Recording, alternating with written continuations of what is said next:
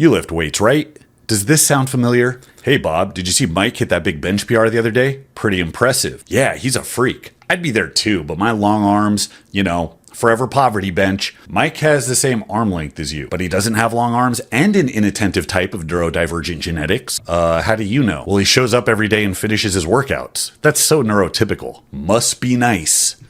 Now, you or someone you love might have been a victim of gainsplaining. Focusing on small obstacles is the primary reason for your failures and other people's successes. So today we're going to take a list of some of these supposed nerfs that so many people use to justify permanent mediocrity and explain why they are actually privilege in disguise. As always, this video is brought to you by Barbell Apparel. Get you some Bromley shorts, the only shorts to successfully pass the Bromley stress test.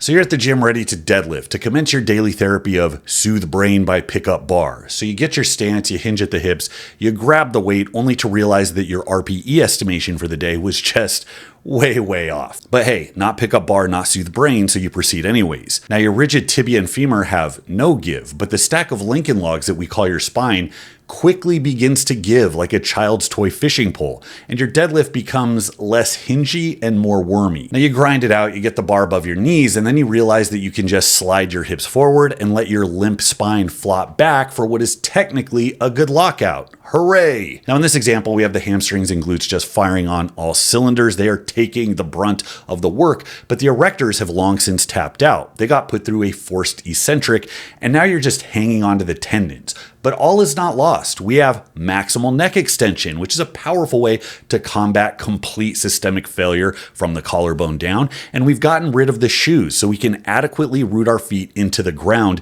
using the ever important 3 points of contact. Thank God, things would have really gone sideways without these.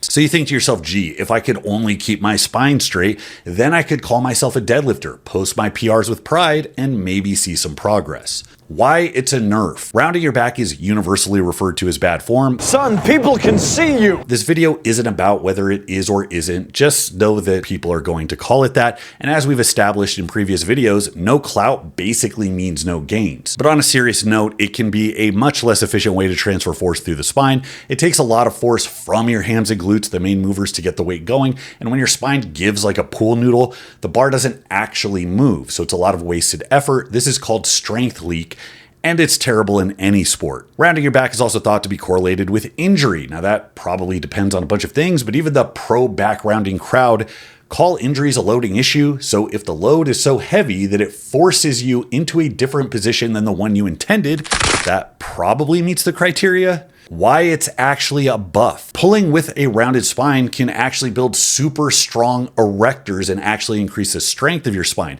Strength is position specific, so people who are strong with a straight back might not be similarly strong in a deep rounded position. And getting strong in a rounded position aids in most real-world deadlift type activities. It's necessary in strongman for things like stones and sandbags, and even deep movements like Jefferson curls will reinforce your actual vertebra and supportive musculature in a way that super braced straight deadlifts won't. And while the force transfer through your spine onto the bar is less efficient, it does put the load closer to you in order to improve leverages, which neutralizes other leverage disadvantages like having short arms or a very long back. Years of having an awkwardly long spine, which meant I didn't know where to put my arms or my hips, was actually solved when I decided to take on a deliberate rounded setup in order to improve my deadlift leverages. And this is something that some of the best deadlifters in the world actually do. But I do warn that you should know the difference between a deliberately rounded setup and one where you accidentally ended up there while you tried to lift too much goddamn weight. My only recommendation is to set position intentionally and train around that so that your warm-ups at 60, 70, and 80% look similar to what you end up doing at 90% and above. This is generally going to mean a more neutral lower back, which is where most of the injuries tend to happen, and a more rounded thoracic spine. 2, being the weakest guy in the crew. It's Monday and you've gone to meet Gary and Bobo to bench press. Gary is your 50-year-old bodybuilding buddy who stays at single-digit body fat year-round, and Bobo is an obese trucker who set a state record at his first ever bench press competition.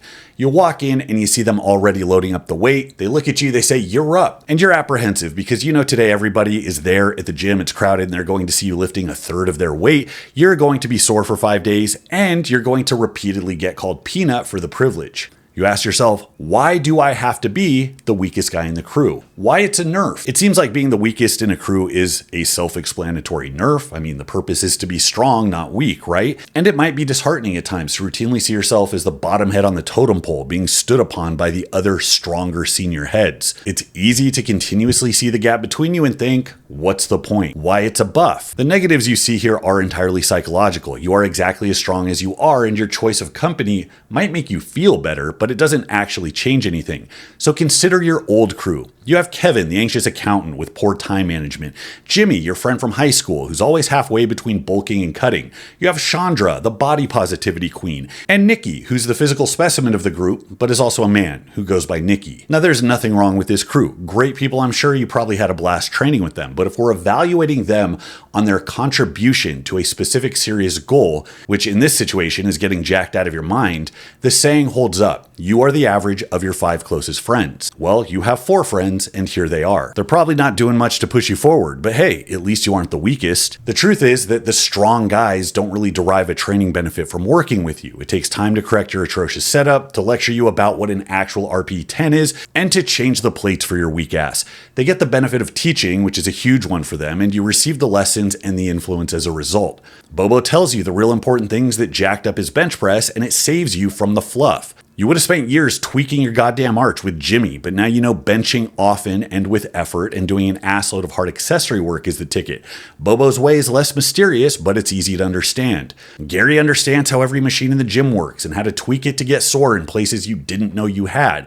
There isn't a question that he isn't readily available to answer. You have Bridget and Byron. They were college athletes who now dabble in strongman, and you routinely get roped into ridiculous sled suicides and stone-loading AMRAPs that have necessitated a gym puke bucket. All things that you would have never done otherwise. But hey, at least you're not the smallest guy here. There's tiny little Keenan. That's something, right? Just kidding. Keenan has a 4 times bodyweight deadlift, which alone got him 100,000 followers on Instagram. Fucking Keenan. Being at the bottom of the totem pole guarantees that you are only getting information from people with more experience and likely more knowledge than you. And even the genetically gifted Neanderthals who aren't suited to coach Little League still set standards higher and make you do things you would not have otherwise done. This is a lesson in short-term satisfaction versus long-term gain. Look around and ask if you're the big fish or if it's a small pond, and are you satisfied with that? 3. Small calves. Why it's a nerf. Thick calves are a hint of rare physical strength. Like the hindquarters of an ox, wide calves make you look powerful, immovable, formidable. And they're also the last ornament on a fully competitive physique package. And for hypertrophy nerds, an imposing physique without calf development is like a Christmas tree without a topper. With a secondhand embarrassment, they're going to look at you and ask, how did you get this far? And then just stop. If you do happen to get an impressive physique with those tiny baby calves, it's enough to make you want to unretire your genes from Anchor Blue. Now, calves do have a huge genetic component. While you're blasting away at 3 days of ball-busting calf torture every week just to avoid embarrassment, every stop into a Buc-ee's is going to feature dozens of families with full pork picnic roasts for lower legs. I don't know why, but you can count on it. Maybe it's the beaver nuggets. If lower body symmetry is high on your priority list, be prepared to bust your ass multiple times per week, or just pray that your lineage traces back to one of the 3 families: truckers, Pacific Islanders, or white people from various mountainous regions of North America. Why it's actually a buff. One of the biggest genetic components of big calves is to have deep insertions, just like with your biceps.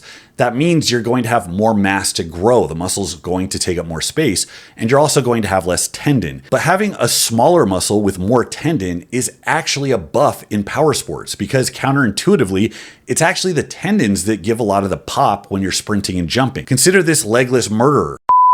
Consider this legless sprinter who caught controversy when modern technology gave him new legs to run at the Olympics. It's a miracle, everybody said. Or was it cheating? See, if you didn't have legs to run on and you wanted to run, you'd have to find something to replace them with. What would you use? Old-timey pirate peg legs made out of wood? Bigger pieces of wood? Maybe something squishier.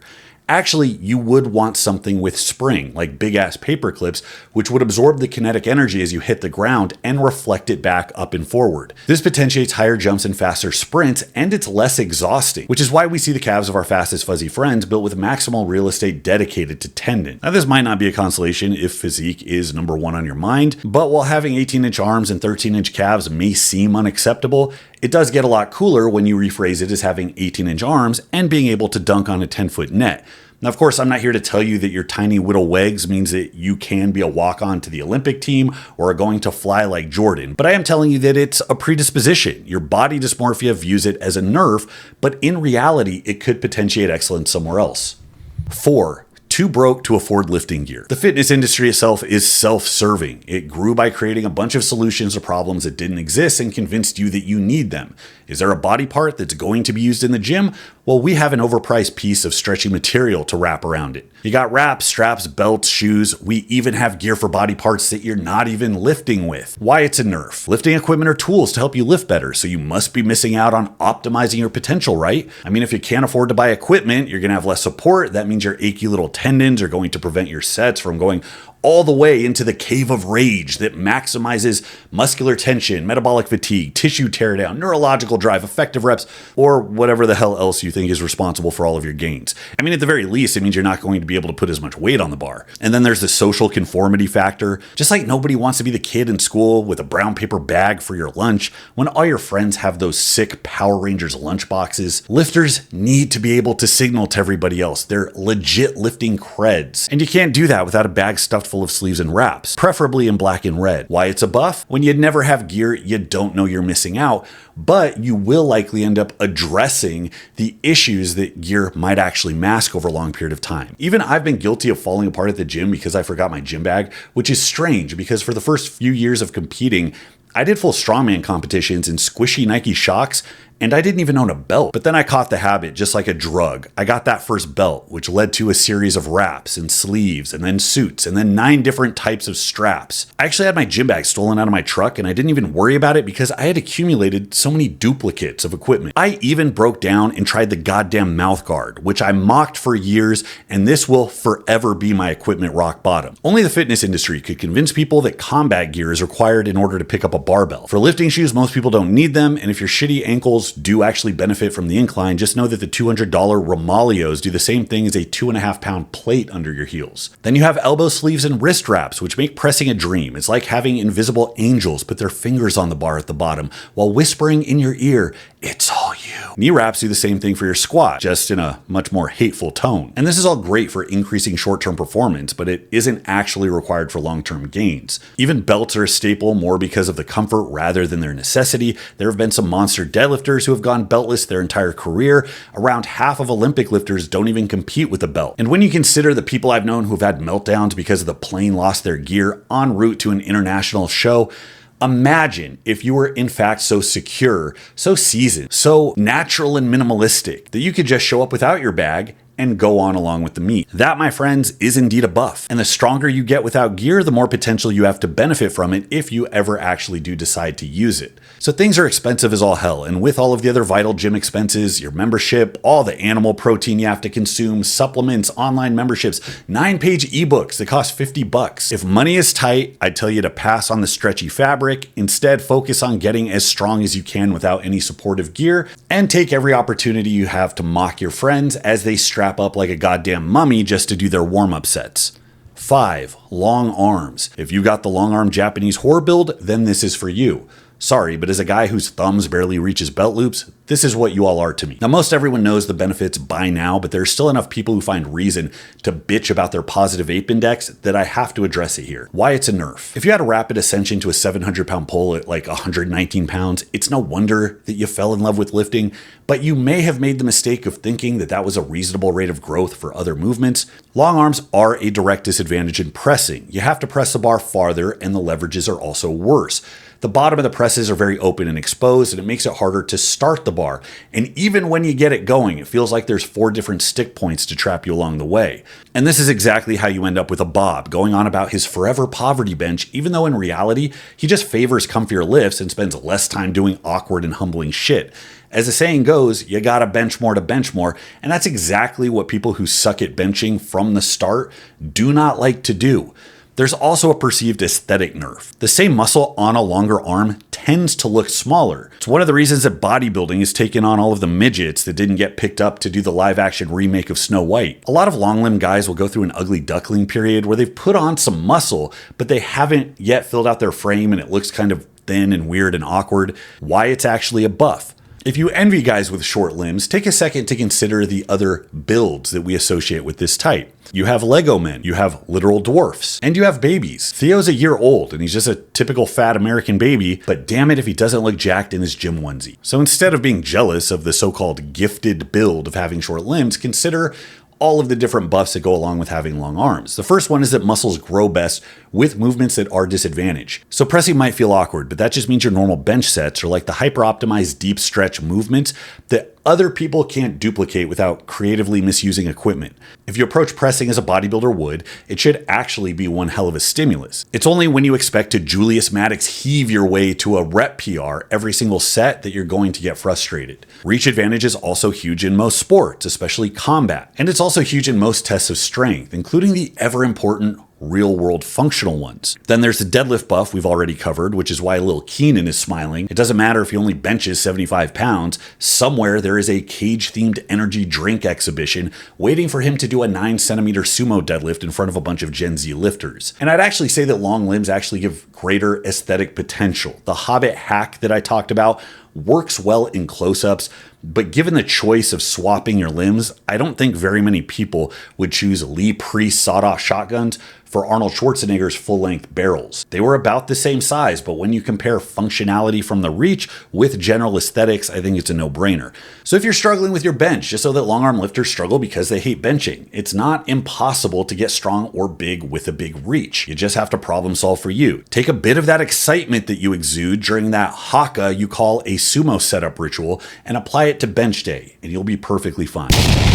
Guys, if you want to hit the holy trifecta of gains, the size, the strength, and of course the clout, you need a program that checks the biggest boxes. Not only does it use the best time-tested movements that you are actually likely to stick to and improve on, but it includes a logical progression that is based on my most popular programs. These are programs that have gotten rave reviews from people that literally just ran the template. BaseStrengthAI uses 3 of the most proven templates pulled from the principles of some of the biggest, strongest men in history that have been used for over a century. The workouts are fun, intuitive, there's a logical progression, but it does take it up a notch because it personalizes the workouts to you. As you get bigger, stronger, more advanced, it becomes harder to tick those numbers forward, and you can't get by not adjusting your workouts to your own particular tolerances. Now, most people get an online coach to take care of that for them to the tune of $200 to $300 a month, and the rest of the people just never figure it out to begin with. So if you're wondering why you start every training cycle super excited only to get several weeks in, feel brittle, overtrained, tired, disillusioned, like you're just a dodgeball and the program is the side of a building, then you need direction that updates your training minute to minute, day to day, week to week based on your immediate feedback. BaseStrengthAI takes the guesswork out of training, and it does what only an online coach can do, which is personalize the program to you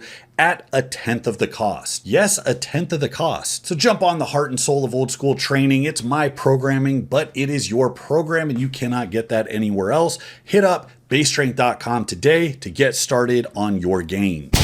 6, slow metabolism. This one is a bit personal. I was definitely a fat kid growing up, but that's okay. After 25 years of lifting, I've overcome the trauma, right? Guys, 2 of my best friends after high school were 6'2" former athletes with 32-inch waists, and we lived the exact same life. We lived together. We worked at bars and restaurants together. We lifted together. We partied together. We binged on Del Taco at 3 a.m. together. And through all of it, they kept their small waists, and I got fatter and fatter and fatter. And that's where you cue the cry of genetics. Why it's a nerf. Let's assume that slow metabolism actually means something real and isn't just a made-up cope for lack of dietary awareness. When you fall into this category, you just feel like you're a little bit fat, like all the time. It seems like you have to cut deeper and harder than others to get the scale to move when you're dieting. And when you do, gains just seem to plummet. Like our good friend Jimmy from earlier, it's easy to get caught in the permanent cycle of should I cut? Should I bulk? And you might just try to get the fat off all at once and be done with it, and then gain your way to an impressive physique. But after living off of ECA stacks and 1,400 calories while doing daily runs in a sauna suit, because you're an idiot, you find that you're weak as shit. You actually look worse than when you started, and you're sufficiently disillusioned. So then you solve your existential crisis by telling your friends, well, boys, looks like I'm going up a weight class.